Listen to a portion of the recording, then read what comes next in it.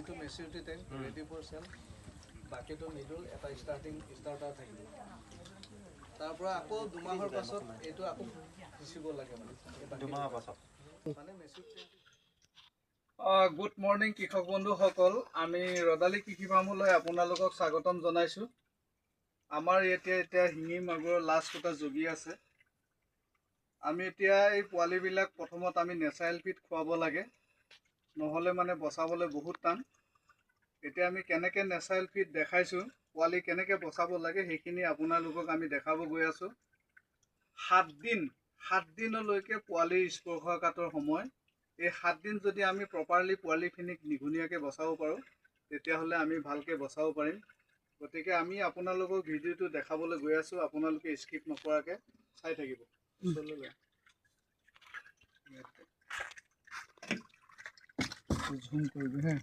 এইটো এটা বক্স, ইয়াৰ পৰা আমাৰ পানী পৰি আছে। এনেধৰণে আমি এসপ্তাহ পোৱালিখিনি এনেকৈ বক্সত ডাঙৰ কৰি ল'ব লাগে। ইয়াতে হাজাৰ হাজাৰ পোৱালি আছে, মানে বহুত হাজাৰ আছে মানে এইবিলাক জুম কৰিলে ডাঙৰকৈ ওলাইছে ন। ইয়াতে নাই বুলি ক'লে এইটো বাকচত 15,000 মান পোৱালি আছে।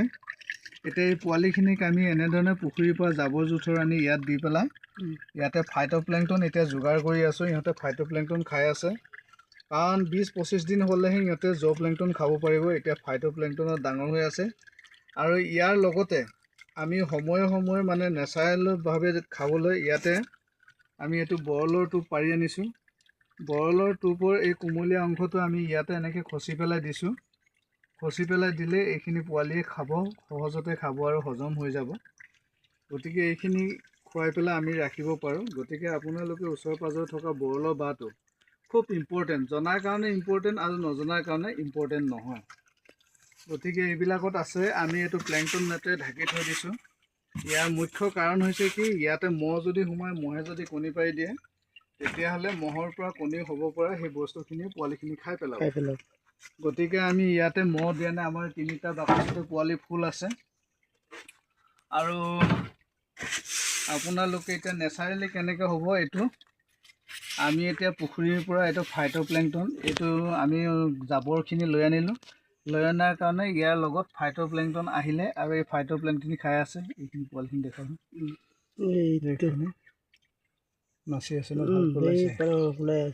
এইবিলাক লাখ লাখ পোৱালি বাকচতে আছে। আমি এসপ্তাহ দিন এই পোৱালিখিনি ডাঙৰ কৰি ল'ম। আৰু ইয়াতে আমি বৰলৰ বাঁহ পাইছোঁ, দৌৰি পৰি আছে, বৰলৰ বাঁহ পাইছোঁ। গতিকে বৰলৰ বাঁহখিনি, বাঁহৰ এই টোপটো আমি ইয়াতে চেপি দিম। ইয়াত এইটো চেপি দিলে পানীৰ কোনো বেয়া নহয়, আৰু পোৱালিখিনিয়ে ইয়াৰ যিখিনি ৰসখিনি মানে পানীৰ লগতে ধুনীয়াকৈ খাব। সদায় মনত ৰাখিব, আপোনালোকে যেতিয়া বাকচত পোৱালি জগাব, এনেধৰণে প্লেংটন নেটেৰে আপোনালোকে বক্সটো একদম কণী পৰাৰ পৰা, কণী ফুটা দিনাখনৰ পৰা এইটো ধুনীয়াকৈ প্লেংটন নেট দি পেলাই ঢাকি ৰাখিব লাগে। প্লেংটন নি ভালকৈ ঢাকি ৰাখিলে ইয়াত মহ বা বেলেগ কুকুৰা সোমাব নোৱাৰে। গতিকে 7 দিনলৈকে এই পোৱালিখিনি তজবজীয়া হৈ যাব। তাৰপিছত আপোনালোকে অন্যান্য টেংকলৈ নিয়ক, য'তে নিয়ক পানী প্ৰস্তুত কৰি তাতে দিব পাৰিব। গতিকে এইখিনি আপোনালোকক ৰদালি কৃষি ফাৰ্মৰ জৰিয়তে জনালোঁ। কাৰণ পোৱালি জগোৱাটোৱে ডাঙৰ কথা নহয়, পোৱালিখিনি প্ৰতিপাল কৰি ডাঙৰ কৰাটো খুব ডাঙৰ কথা, ইম্পৰ্টেণ্ট কথা। এতিয়া আগষ্ট চলি আছে, 15 আগষ্টৰ কাৰণে আমি সুলভ মূল্যত আপোনালোকক ট্ৰেইনিংটো দিবলৈ ৰদালি কৃষি ফাৰ্মে মন্থৰ কৰিছে।